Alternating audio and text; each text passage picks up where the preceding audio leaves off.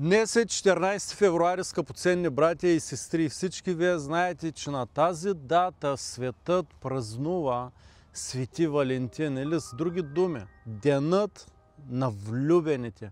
И първото нещо, което искам да ти попитам, това ли е единственият ден в годината не за тебе, а за хората от света, в който те трябва да демонстрират своята любов към своята половинка, съпруг или съпруга. Но днес не съм тук, скъпи братко и скъпа сестро, да ти говоря каквото и да е било, но да влезем по-надълбоко, да отидем отвъд това, което се вижда и се представя на този свят, братко и сестро.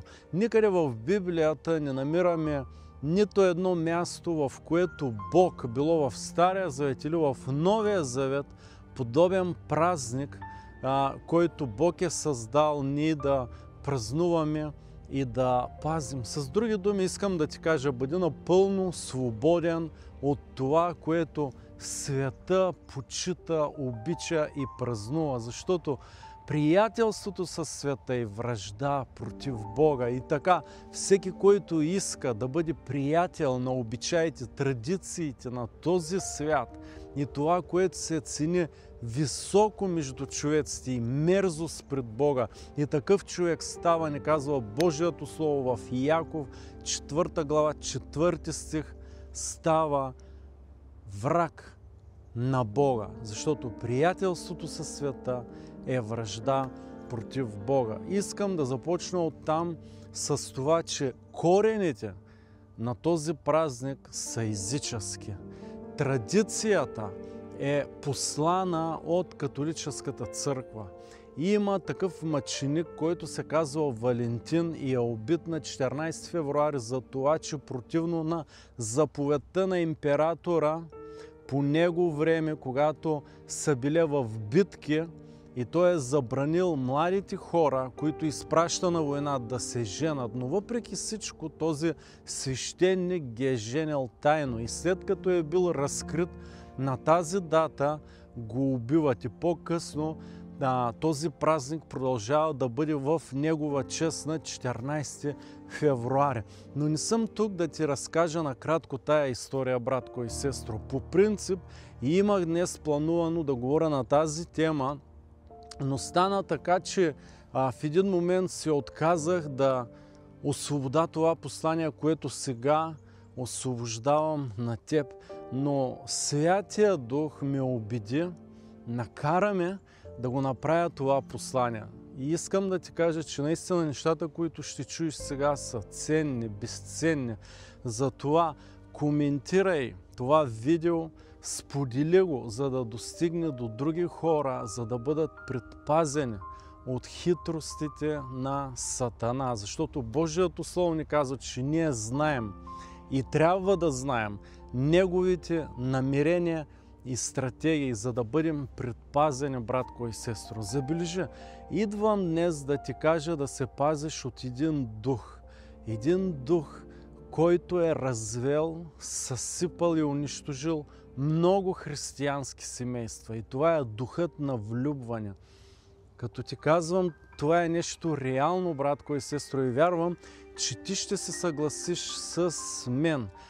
Точно този празник изглежда много безобиден, но ако задълбочим в него, ще видим, че съвсем не е така, скъпи братко и скъпа сестро.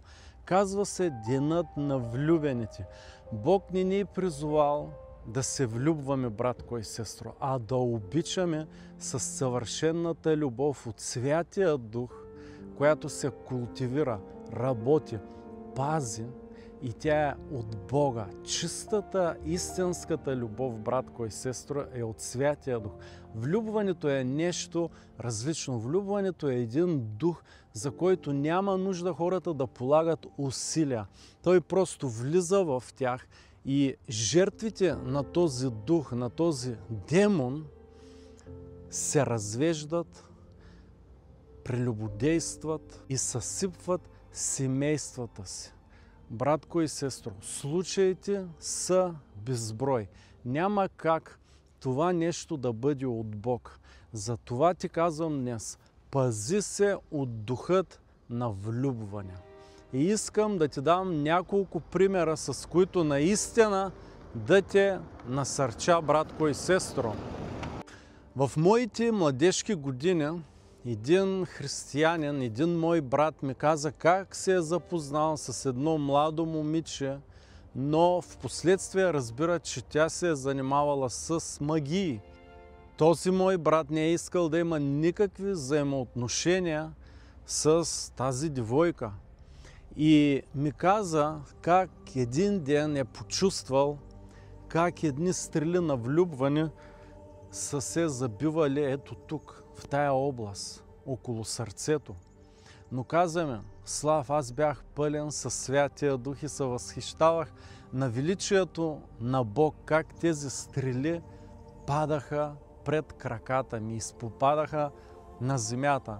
Но ако този мой брат, братко и сестро, нямаше присъствието на Бог в живота си, тези стрели щяха да влязат в него и той щеше да се влюби в неправилния човек. По същия начин днес много мъже и жени се влюбват в неправилния човек. Създават семейства, но след като създадат това семейство и то не е на правилната основа, такива хора наистина нямат едно добро семейство, нямат един добър успех в семейството си, защото не са се оженили под водителството на истинската любов агапе, а под водителството на влюбване. Искам да ти дам още едно свидетелство, братко и сестро. И този път това беше с мен. Преди много години, когато бях младеж, почувствах как една нощ един дух на влюбване искаше да влезе в мен. И аз знаех, че ако този дух влезе в мен, в следващия момент аз щях да бъда роб на дадената девойка. И има една българска поговорка, братко и сестро, която казва следното: влюбен човек е загубен човек. Така че само по себе си влюбването е едно изгубване. И всички ние знаем според Библията какво означава изгубен. Това означава далеко от Бога. Но нека да продължим с това, което ми се случи, братко и сестро. Когато Святия Дух ми показа атаката на този дух към мен, аз паднах на колени, започнах да се моля и казах: Господи, махни го това нещо от мен. Още не ги разбирах много нещата с гонене на демони и разпознаване, но Святия Дух ми даде да го разпозная, че и дух на влюбване. И Бог ме освободи. Това нещо се отиде от мен. Призовах кръвта на Исус върху себе си и бях защитен и освободен от тази атака да не проникне в моя живот. И бях свободен. На другия ден станах и бях свободен и знаех, че духа, този дух на влюбване, който идваше към мене, този човек, в който искаше този дух да ме влюби, това момиче, аз знаех от Бога, че не беше за мен. Но, братко и сестро, много хора днес нямат знания. И поради това, че нямат знания, те сгрешават пътя си и след време страдат. И точно за това правя това видеопослание. Не за да ти кажа дали трябва да празнуваш този празник или не трябва да го празнуваш, но за да ти кажа, че коренът, стратегията на този празник е да се развива между хората духът на влюбване. Защо? Защото този дух, както преди малко казах, сега пак го потвърждавам, този празник има за цел хората да се влюбват бързо в неправилните хора. Целта е точно тази, братко и сестро, на този празник. Тук се прави промоция на влюбването. И това е, което дявола иска, хората да се влюбват в неправилните хора, за да се разрушават семейства.